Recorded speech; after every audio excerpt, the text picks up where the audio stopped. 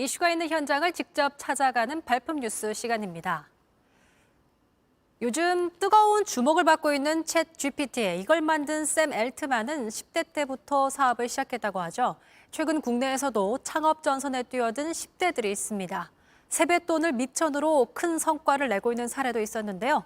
방해만 하지 말아달라. 이들을 윤정식 기자가 만나봤습니다. 안녕하세요. 서울 강남의 한 화장품 회사로 중학생 권준 군이 출근합니다. 곧바로 이어진 신제품 회의. 무슨 일을 하는 걸까?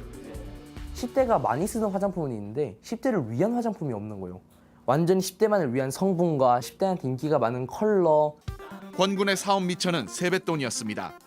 7살 때 미니카 사업으로 일단 처음 시작을 했어요. 그때 40만 원으로 아마 800만 원까지. 이 돈은 자판기 사업, 주식 투자로 이어지며 수천만 원이 됐습니다.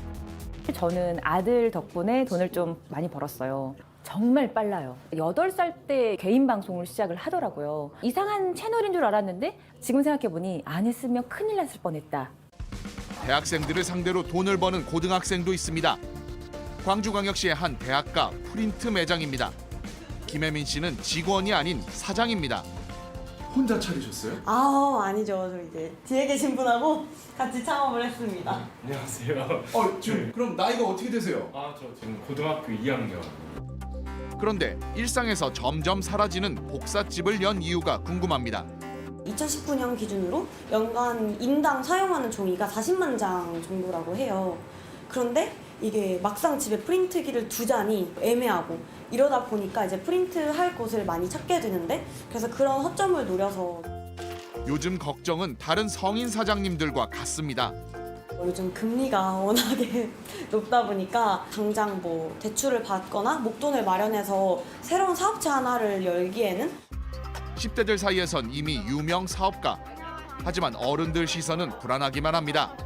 대학이 아직 한국에서는 중요하다고 하지만 대학을 가지 않고도 성공하는 사례들이 계속 지금 줄줄이 쏟아져 나오고 있고 일자리가 줄고 있고 청년들의 그런 고용률이나 이런 것들이 또 현저히 줄고 있고 그래서 저는 사실 거창한 게 아니더라도 뭔가 창업 같은 거를 추천하고 싶긴 해요. 도전해봤으면 좋겠어요.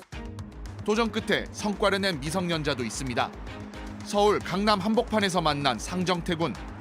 출근이라는 거 보니까 여기에 사무실을 얻었나 보네요. 네, 저희 투자해주신 기업이 있는데 거기 기업에서 이제 사무실 지원받아가지고 사무실 그쪽에서 사용하고 있습니다. 중학생인 상구는 만화를 좋아했습니다. 직접 만든 캐릭터가 온라인에서 인기를 끌면서 대기업 합작 사업으로도 주목을 받았습니다. 이제 법인을 내고 사업을 확장 중인데 과정은 쉽지 않았습니다. 미성년자로서 할 수 없는 서류들이 많아가지고 법정 대리인이 꼭 있어야지 되는 서류도 있고요. 법무사가 꼭 있어야지 설립을 할 수 있는 서류들이 많아가지고 주위의 방해와 씁쓸한 경험도 겪었습니다. 투자를 해주신다는 목적으로 좀 접근을 하셨다가 좀 저희 회사에 소속돼 있는 친구들이라던가 아니면 뭐 저를 조금 이용하려고 좀 접근하시는 분들이 좀 많았어요. 후배를 향한 조언도 잊지 않았습니다. 세무 쪽으로 좀 힘들었어요. 법인을 설립을 해가지고 회사를 운영을 한다고 하면은 뭔가 자신이 부족한 분야에 좀 능력이 있는 직원을 채용을 한다던가 흔히 말하는 좋은 직업의 기준이 바뀌는 요즘. 이들은 남들보다 잘할 수 있는 걸 일찍 찾아 바로 뛰어든다면 만족할 만한 직업을 갖는 것이라고 말합니다. JTBC 윤정식입니다.